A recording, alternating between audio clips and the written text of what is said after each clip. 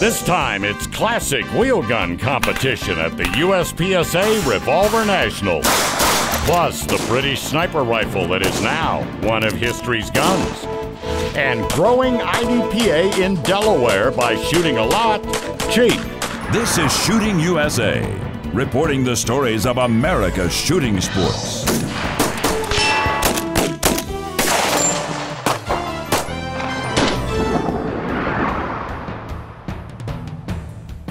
In the news of new products, this has to be considered the age of the autoloaders for police, military, and personal protection. But the revolver still has widespread appeal. It's reliable, simple, and easy to operate. And for revolver fans who enjoy run-and-gun competition, the United States Practical Shooting Association, or USPSA, still maintains a revolver-only championship. It's the Revolver Nationals at PASA Park in Barry, Illinois, bringing in competitors of all ages and skill levels to be challenged on 14 stages of fire.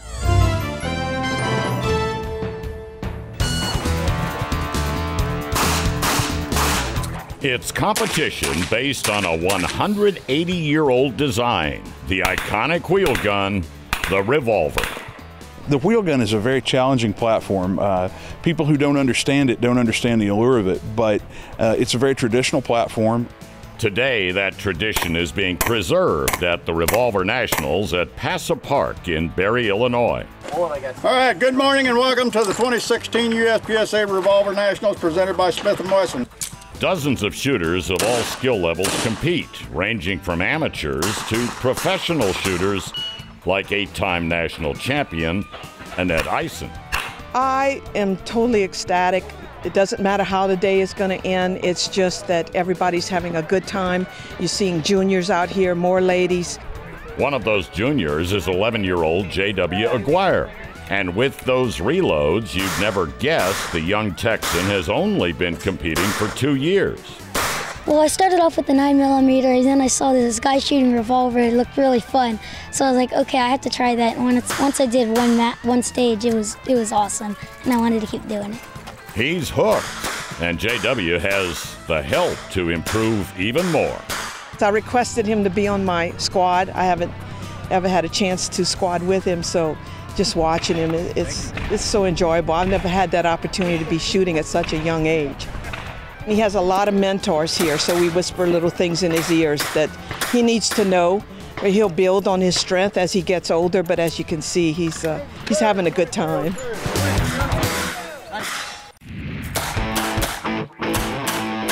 Moon clips and 8-shot revolvers now dominate this sport since USPSA began accepting the larger capacity gun a few years ago.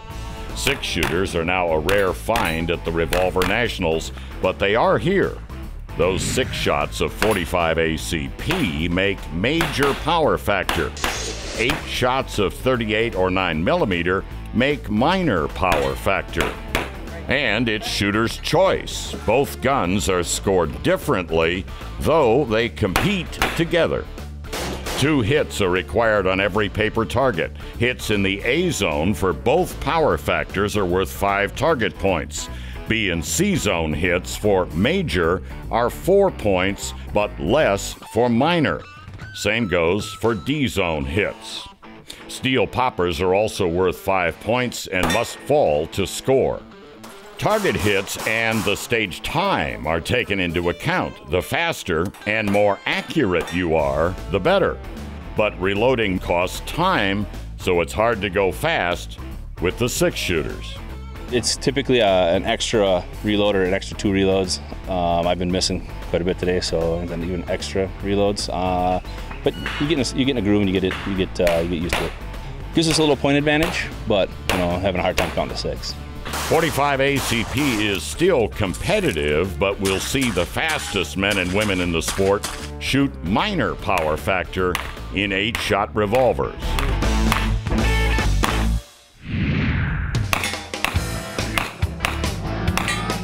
The Revolver Nationals are comprised of 14 courses of fire, some with deceiving targets, such as the drop turner, activated by one of those steel poppers. The drop turner, of course, presents a challenge just because of the speed of it. It's quick. It turns around in about 1.5 seconds. Not all stages require movement. This stage is called standards. From the time the targets appear, shooters have 7 seconds to fire as many as 12 shots on 3 targets standing. It's how many points you can accumulate on the targets. No penalties for misses. Whatever you hit, you get. And that leaves shooters with 2 possible strategies. I can either go try to shoot 6 shots and get 6 A's and get 30 points, or I can go for the gold ring and try to get 12 shots off and get 60 points. Most people don't get the gold ring. As shooters move up from 35 yards, they must shoot strong hand and then weak hand. For these revolver shooters with that double action trigger pull, well, that's a little tough. The stage is probably the hardest stage, I think. I mean, it's 35 yards, so and you only got 7 seconds. And at 15 yards, you got to do a mandatory reload for right hand, and 10 yards, you got to do weak hand only. So I think it's the hardest stage. It's that challenge that is inviting to all competitors at the Revolver Nationals, along with the enjoyment of shooting the wheel gun, which has become a symbol of our nation's history. Coming next, the top ladies take on the stages of the Revolver Nationals, with the First Lady of Revolver Shooting aiming for another title. Introducing the M&P M2.0 by Smith Wesson, enhanced for complete shootability. Featuring a new aggressive grip texture, the famous M&P optimal grip angle, 4 interchangeable palm swell grips for nearly any hand size, a light, crisp trigger with a clear tactile reset. Everything you love about the M&P pistol made even better. The new M&P M2.0, advanced by design. Shooting USA is brought to you by the M&P by Smith & Wesson, advanced by design. In USPSA competitions, scoring is based on the hit factor, the number of points per second, or the target points, divided by the time to shoot the stage in hundredths of a second on the shot timer. In simplest terms, the faster and more accurate, the better. And at the Revolver Nationals in Illinois, the top 3 ladies shooting the match all happen to be competing as members of the same team. She is the First Lady of Revolver Shooting, Annette Aysen, with more championship titles in revolver divisions than any other woman in the shooting sports. When I first started shooting, I was the only, not only was I the only woman, I was the only revolver woman shooter.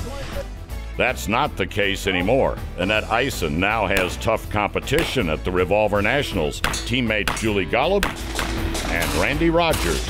Yay! The ladies are first to take on the stage called swinging. This is probably the hardest stage of the match. We've got 2 swingers, we've got lots of steel, lots of moving, have to reload. Those swinging targets are activated by the steel poppers. There are 3 poppers overall, plus 7 paper targets. The 17-round course of fire is worth 85 points. Annette is first. Guns must be unloaded to start, so we'll see at least 3 reloads here. Are you ready? Stand by.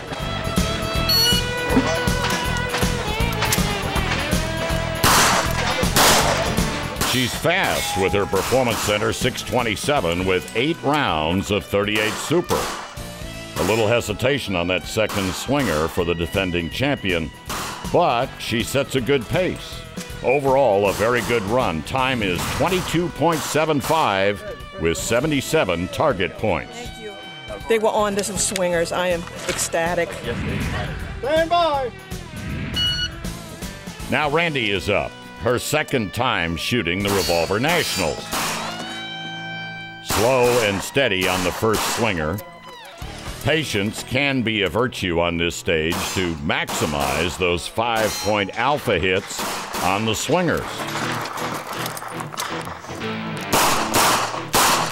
Solid run for Randy. Time is 23:55, but with only 71 points. I was really happy. I had all my hits, and they weren't perfect, but they were good enough.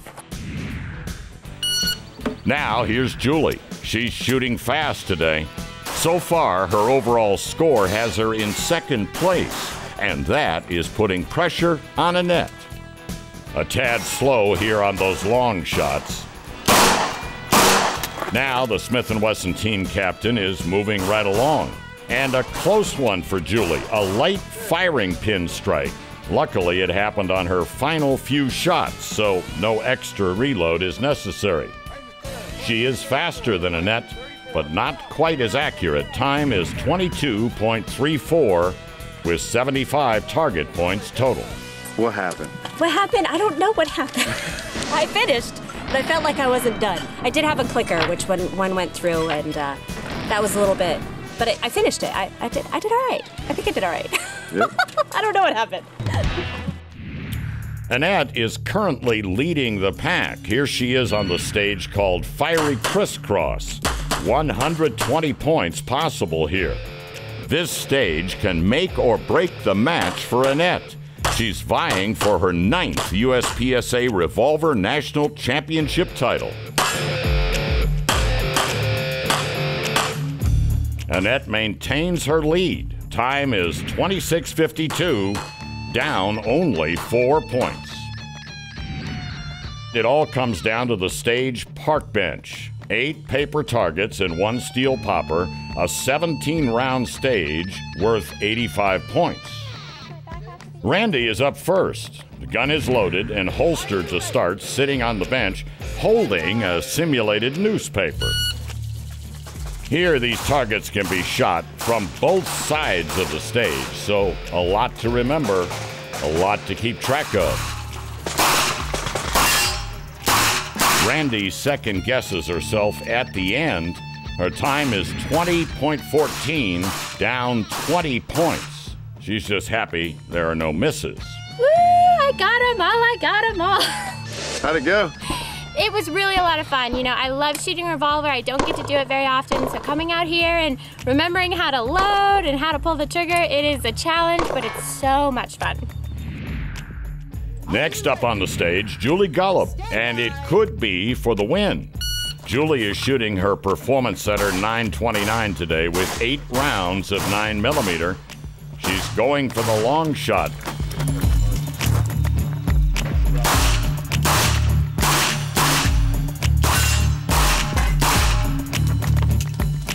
Bobble on that final reload.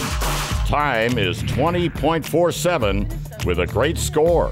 81 points, down only 4.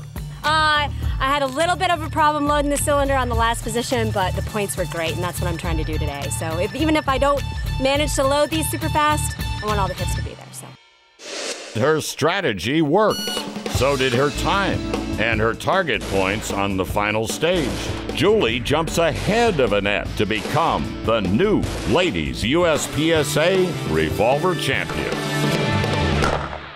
A great performance by Julie and by her teammates. Annette took second and Randy took third, all within 10 points of each other. Congratulations to the ladies of Team Smith & Wesson. But we're not finished yet. Coming up, the men's super squad and the race to the championship title. What makes a legacy? Is it quality? Craftsmanship? Maybe it's the idea that every American deserves their right to security and peace of mind on and off the battlefield. What makes a legacy? Here at Colt, we're making it every day. Colt, built one at a time, proven every round. Shooting USA is brought to you by Baer Custom's 1911s, hand-fitted to perfection, because you'll accept nothing less. It's been 4 years since Smith & Wesson stepped in to support the USPSA Revolver Nationals as a standalone event, which makes sense since virtually the only revolvers in the match are from Smith & Wesson, and the top men in the revolver competition are from Team Smith & Wesson. So there is much to defend in reputation as the men of the Super Squad take on the stages of fire. Hit the steel popper to activate the swinging target. Not one, but two, and they appear just as quickly as they disappear. It's one of the more difficult stages at the Revolver Nationals, called swinging. 7 paper targets, 3 poppers make this a 17-round stage. 85 points are possible here. The gun is unloaded on the table to start, which means at least 3 loads are needed for these 8-round revolvers. Defending champ Dave Ohasso is up first, and the Smith & Wesson team member is flying. His run will be tough to beat. He's just 8 points down. Range is safe, 1369. 1369. That worked out pretty good. Everything worked, reloads worked, and I think I got good hits. Rich Wolf is up with a fumble on the initial reload, but the Team Hogue shooter recovers. Overall, a good stage for Rich, even with a little hesitation on those swingers. Time is 14:48, nearly a second slower than Dave. That run went pretty well. I thought I called a couple clean alphas on that first swinger. It's not that far, but it's definitely deceiving. Next up, Josh Lentz, another champion revolver shooter and Team Smith & Wesson member. Josh has some of the fastest reloads in the game, but he's not as accurate as Dave or Rich. Those 1-point D zone or delta shots will hurt him. There you go, Josh. A couple deltas there, but my plan, I kept my plan there and everything hooked up. Josh's time is 14:88 with just 73 points. Now for the shooter known as the Great One, Rob Latham, an 8-time IPSC World Champion and 26-time USPSA National Champion, but with a semi-auto.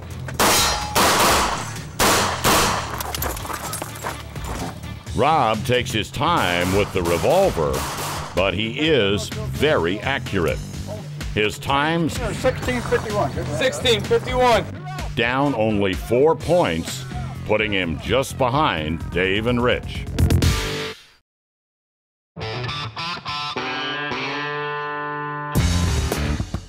Next, the men's super squad takes on park bench. Hidden and hardcover targets will be the challenge here. Another 85-point stage, 8 paper targets and 1 steel popper. 17 rounds again. The gun is loaded and holstered to start. Here's Michael Pogge. He's setting a good pace, but that's a hit on the white no-shoot target. Time is 14:63, and the 10-point penalty gives Michael 72 points. Now Josh is up, and he's on a roll. Reloads are not a problem today. The 5-time International Revolver World Champ is quick. His time, 13:53, down 12 points. Josh has set the bar high for his teammate. Now we'll see if Dave can top it with his Performance Center 929. And this may be it.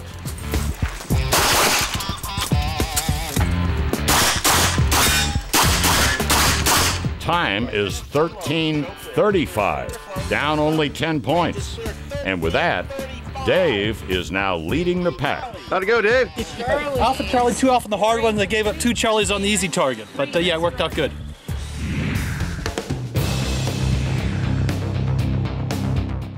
Now it's up to Rob Latham to make or break his match in the final run.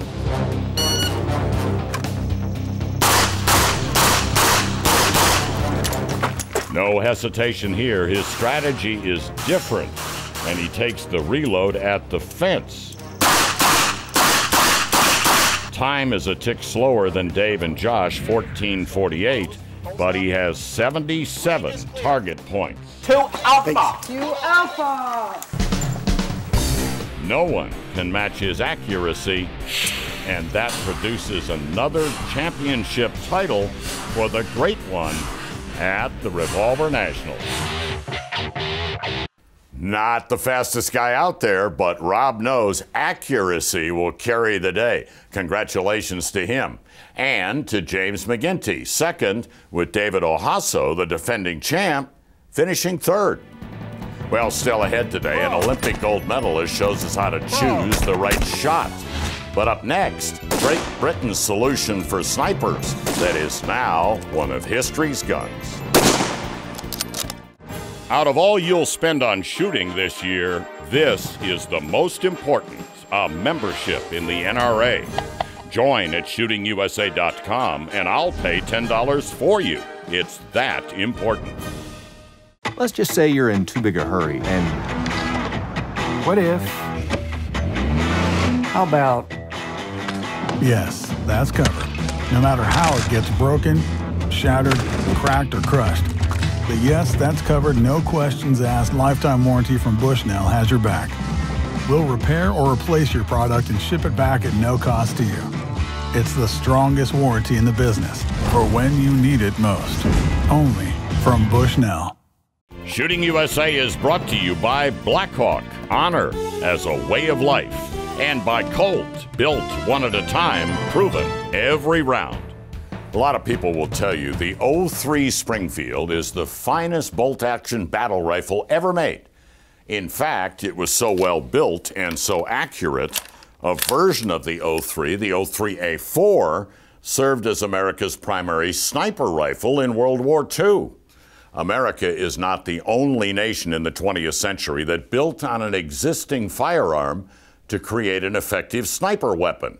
Great Britain did it too. And the result has become one of history's guns.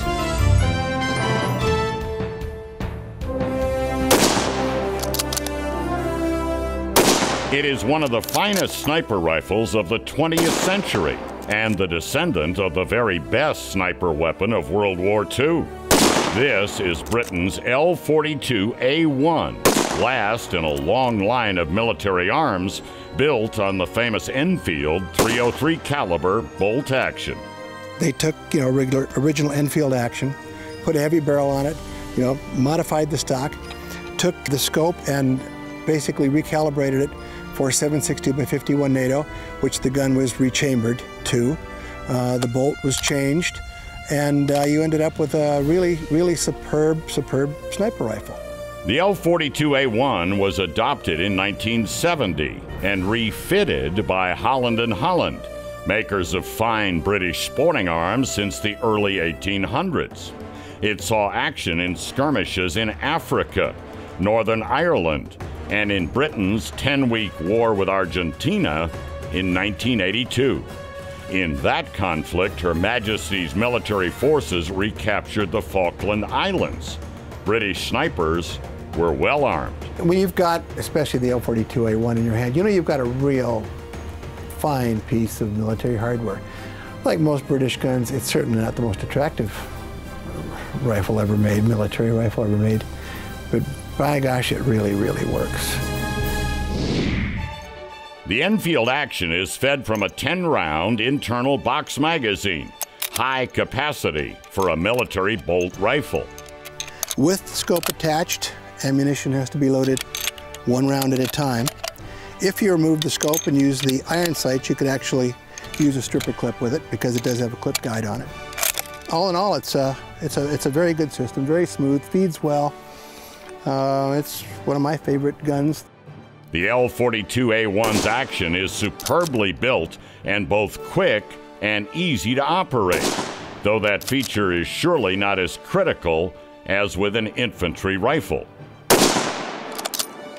Cock on closing, smooth action, reliable. Not the strongest action in the world, but good. Another important feature of this firearm is its standard issue optic, a scope that gives the L42 an effective range of 1,000 yards. The scope, originally called the number 32, was now called the L1A1, but it was still removable. It could be kept in its transit case. It had a real fancy transit case with all the tools you needed to service the gun, plus a scout scope, because British snipers were basically employed in two-man teams. The action in this sniper rifle was rechambered for a potent military round the 7.62 by 51 millimeter NATO cartridge. That replaced the British .303 that had been in service for nearly a century. The .303 was old-fashioned, and it was a rimmed cartridge. And the 760 by 51 is not. It's a rimless cartridge. So it's more adaptable to a number of different uses. Great round, 147 grain bullet, shoots at about 2,700 feet per second. And it's a very reliable, accurate round. Nothing wrong with it whatsoever. This sniper rifle is no longer in service, replaced after 20 years. Still, Gary believes nearly half a century after the Brits first took this rifle to war, the L42A1 remains a formidable weapon. By today's standards, it's somewhat archaic, but I'll tell you, in its day, it's a heck of a gun, and I still would feel pretty comfortable with it on the battlefield. Yeah, the scope could be better, obviously. It's old technology, but it's a real sweet shooting rifle.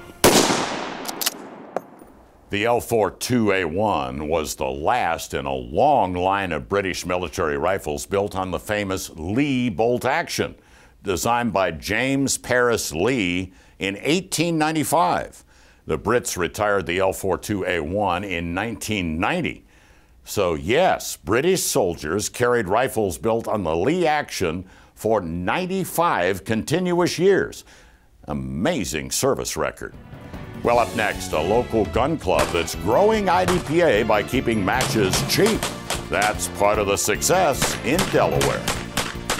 This is custom gun making, hand fitting, slide to frame, hand cutting the magwell, blending the surfaces of the slide, the frame, and the beaver tail. At every step, a Baer Custom 1911 is hand fitted to tolerances no CNC machine can match for match grade accuracy. And a Baer Custom 1911 is priced at 1/3 of what you'd pay any other gun maker. See all the 1911s and rifles at lesbaer.com.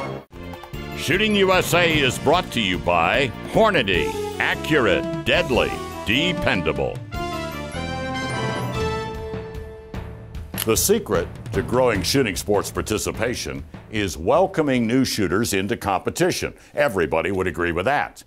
But we found one local IDPA club in Delaware that's having remarkable success by not only mentoring new shooters, but by holding 6 matches a month and keeping the match fee at just $5.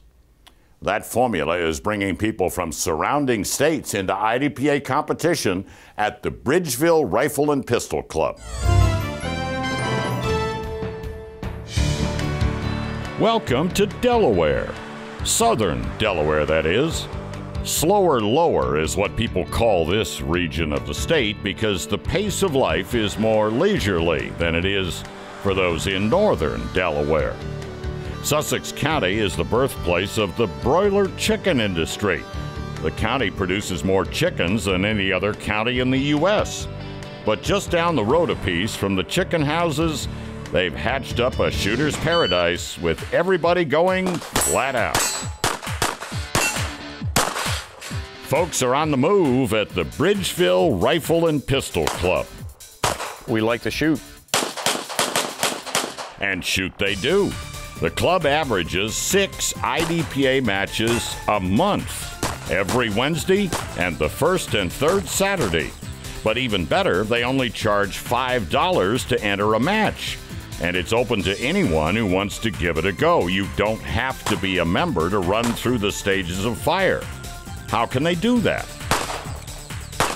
Basically, it's kind of a volume thing. First of all, our club isn't reliant on the income from the IDPA matches to support it. So as long as we cover our cost of materials and consumables, they're cool with us just shooting it at what it takes to replace the stuff. Generally speaking, by the end of the year, once all is said and done, everything's been bought and paid for, we might have $1,000 at the end of the year for the good of the club. For the good of the club and for the good of the sport, growing the shooting sports is the target in Bridgeville, and bringing in new shooters is what they're aiming to do. And seeing to it they're instructed and safe for their first match. Reload, and then start to retreat. More than 40 people come out to compete on any given day. Chuck Keim makes the 2-hour drive from Philadelphia. He's a new shooter in this club. The incredible value was what helped him pull the trigger on finally coming here. The $5 was the first reason I decided to come down, but then I met the people. This is a good group. They have good matches, challenging scenarios. They really give me a chance to work on your pistol craft, as it were.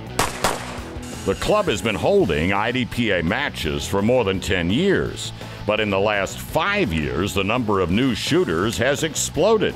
The club's IDPA database includes more than 400 shooters, including now Melissa Cavender.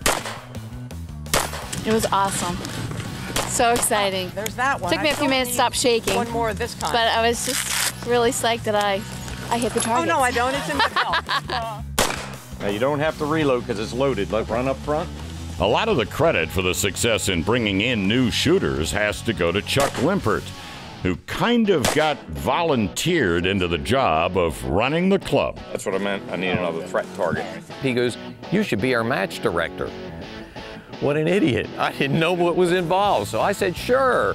And now, 3-4 years later, I've found out how much work it is and why he took the back seat. But Chuck has gone from the back seat to the driver's seat here. Under his direction, people started shooting more. And one new shooter told a friend who told another new shooter, and so on. Chuck says word of mouth was bringing in new IDPA shooters who heard about that low entry fee. That $5 price was the value that made it possible. And I think that's a big factor. That, you can spend $5. You can bring your wife, your girlfriend, your son, your daughter with you. It's not an expensive day. Let's face it, ammo's not cheap. And if you're going to shoot 100 rounds a piece there, you've already got some expense into it. So consider it the formula for growing IDPA competition. An inexpensive match fee and good mentoring to get new shooters started right. And for Chuck, it's constantly meeting new shooting friends. We like to shoot, and it's more fun with more people. Well, Chuck is definitely meeting more people. And it's not just the match fee bringing them in. There is another reason why so many shooters are showing up. Coming next, we'll meet a few and find out what keeps them coming back. The next evolution in single-stage press technology. The lock-and-load iron press from Hornady. The heavy-duty cast iron frame provides industry-leading superior strength, featuring the available automatic priming system, patented shell holder platform, accessory mounting deck, and lock-and-load bushing system. The Hornady lock-and-load iron press will deliver match-accurate ammunition, round after round, year after year. Shooting USA is brought to you by STI and the continuing evolution of the 1911, and by Comtac Everyday Carry Holsters. As you can imagine, it's such a bargain to shoot at the Bridgeville Rifle and Pistol Club that people shoot a match many times a year. So the club should be growing its membership, right? And that's exactly what's happened. But who are the new shooters and why are they driving to compete in southern Delaware? Well, it's not just value and opportunities to shoot that's bringing them in. So you got this? I hope so. I'm a little nervous. It's my first time. Emma! But first-timers are more than welcome at the Bridgeville Rifle and Pistol Club. And many of them end up shooting like this. I think I got them all. How'd I do on the popper? Did I get the popper? You got the popper. You mean up and down? That is sweet! Bridgeville IDPA match director Chuck Limpert says he's seen quite a few first-time shooters react just like Melissa after their first IDPA experience. We enjoy seeing their accomplishments as much as, they do. They get excited, but we'll be excited with them about, did you see how your 2 shots were this close? Did you notice how your reload almost became automatic? And they didn't notice it, but we did. And then when they get that feedback, they're they're all giddy and stuff, and they get something to chat about. You're gonna rock it. They do a lot of chatting at Bridgeville because new shooters are having a blast being a part of this club. And it's not just the shooting that keeps them coming. And it's not the 76 IDPA matches a year held at Bridgeville for only $5 per match. Okay, so shoot the next one. It's the mentoring that's provided here by everyone from the match director on down. Assistant match director Jeff Harrison explains to Melissa how she was crowding her cover. First thing we told you just to back up. So you're trying to shoot like this. If you simply take a half a step back, then you can come over and you got them all. We just give them that little nudge, and most of the time that's enough to get them back on track and get them where they need to be. We'll talk about what they did right and wrong after they shoot so that they get a little helpful push and keep them on the right path. I think because of that, they keep coming back. Range is clear. Who are they? Well, Chuck says half of his new shooters are women who feel welcome at Bridgeville because of what Chuck calls a guiding light and a sense of joining a family of shooters. They've just been awesome. They've been a big help, very supportive. Jeff has let me borrow equipment before. Both of them really at the beginning walked me through what I needed to be doing. Cover. That's it, better. The move to cater to more first-time female shooters at Bridgeville was not by accident. It's a strategy. One of the founding members of the IDPA here in Bridgeville told me once that he felt that there's not enough of us old white guys around to keep the shooting sport alive, and we need to bring in, you know, the women, the minorities, the people of color, and kids, so that they get an education on proper gun handling, safety, and it is fun. And Chuck suspects the women like shooting at Bridgeville because they get it quicker. As a matter of fact, the women pick up the guidance that we offer quicker than the men do. And maybe that's because the guys kind of think their bravado, oh, I know how to do this, and then all of a sudden, you know, your wife's beating you, don't you? Maybe you should listen in. Whether male or female, new potential members keep stopping for a tour and then applying to join.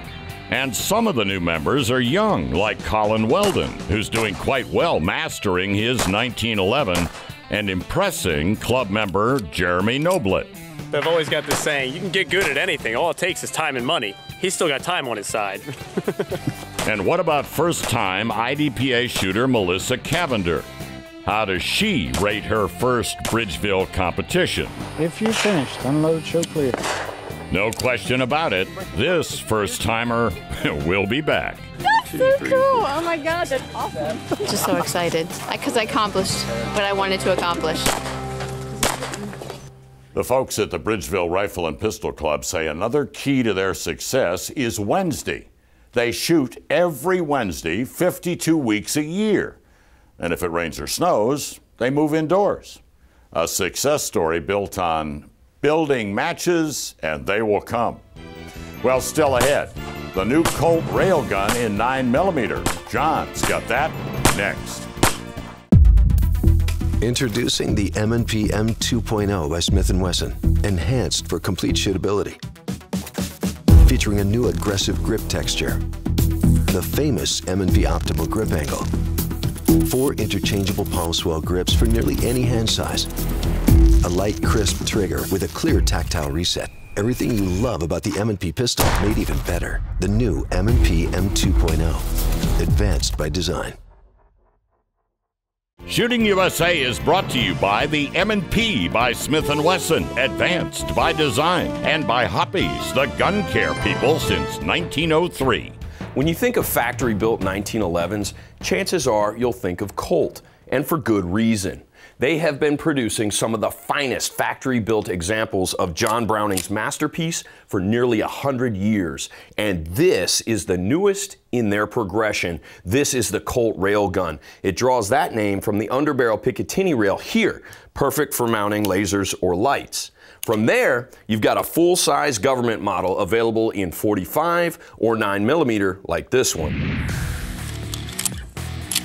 This gun feels right in the hand due to the heft of the forged steel slide and frame. Fully loaded with 9+1, this gun tips the scales a little over 2 pounds, 12 ounces. The National Match Barrel delivers the accuracy as long as you line up the Novak 3-dot sights.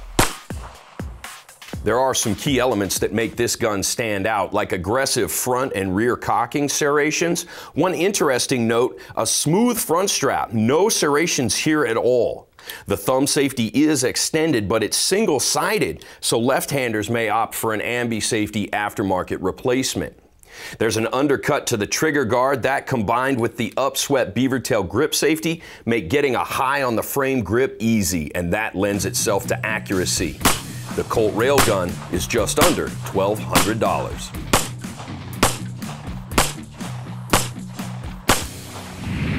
The Hogue brothers have been expanding their products beyond grips and stocks by bringing some of their technology and materials into new products. And that's the case for the expanding line of Hogue knives. They've utilized their over-molded technique to add grip to this 4.5-inch clip point fixed blade. This has a locking sheath to retain the knife until you press the thumb release. Retail price is $150. Then they've used their G-Mascus grip material in their folders. This one is milled G-Mascus with a 3.5-inch drop point. Then there's this one, also 3.5-inch, but a drop point in an anodized aluminum frame with G10 inserts.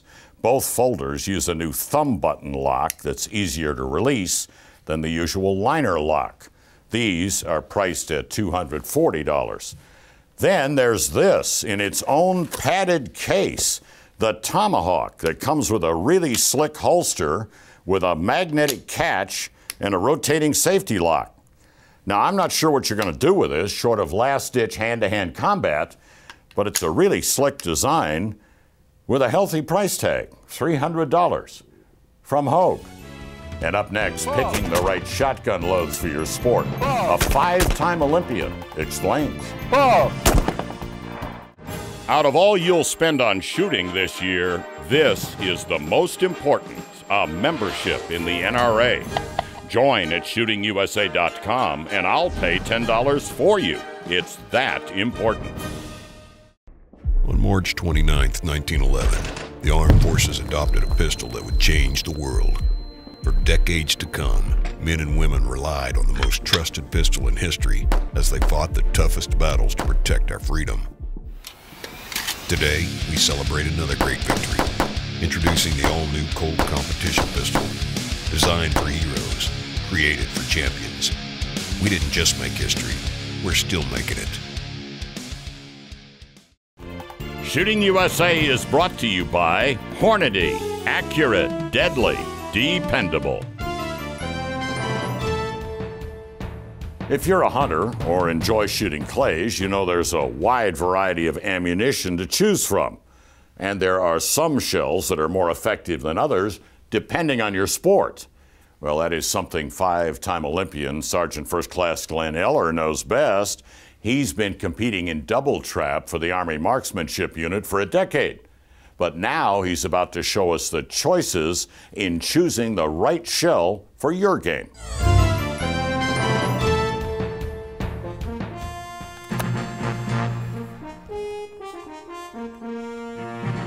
Ball.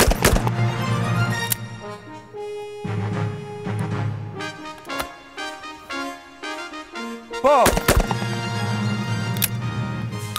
I know sometimes shotgun shells can be overwhelming. There's so many different choices in the store. Well, on today's pro tip, I'm going to show you how to choose the right shotgun shell for your needs, whether it be clay target shooting or hunting. In clay target shooting, we're limited by the amount of shot we can have in our shotgun shells. For the Olympic Games, that's only 7/8 of an ounce, which is not much shot. So we have to change the size of our shot based on the distance we're going to shoot the targets at. Ball. Now, what you just saw was me shooting Olympic double trap. That's a little bit quicker than I typically shoot the targets. So I've got to adjust my shot size so I can break the targets where I would like to in competition. Here I've cut open a 7/8 ounce number 9 so you can see how much shot's inside of it. You can tell there are quite a few pellets, but they're small, which means when you shoot, they're going to slow down quickly upon exiting the gun and won't have as much downrange energy. Here I have the 7.5s. As you can see, there's a lot fewer pellets, but they're larger, so they carry their energy further down range. That's why I use them on my second barrel of doubles to make sure I get as much energy on the target as possible. All right, let's go shoot some targets so I can show you what we're talking about. So here I'm loading the 9 in the bottom barrel for the close bird and the 7.5 in the top barrel for the far bird. Ball!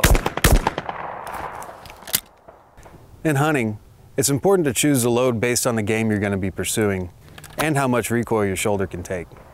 Ball!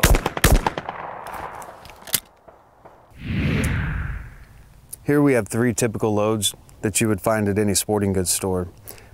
A light 7/8 ounce 7.5, an 1.25 ounce 7.5, and both of those could be used for small game like dove or quail. And last we have an 1.25 ounce number 2s, which would be used for waterfowl hunting. As you can see, the only difference between the 1.25 ounce and the 7/8 ounce is actually the number of pellets in the shells and the amount of recoil that your shoulder is going to take. The last shell we're looking at today is an 1.25 ounce number 2s. It's a heavy load made to reach out for ducks and geese at long ranges. It may not be the most comfortable shell to shoot, but it can be effective at long ranges. Now let's go shoot a few shells and I'll show you the difference in the recoil. Ball! As you can see, the light loads are fairly pleasant. Ball! The medium loads still aren't too bad. Ball! And there's some kick.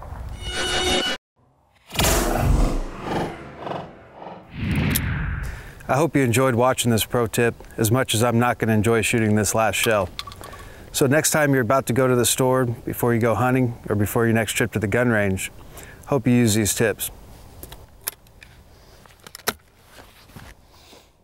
Ball! Ow. Got any aspirin? Thanks, Sergeant, for taking the punishment. And that is our Army team making a difference for shotgunners in knowing what they're asking for in recoil.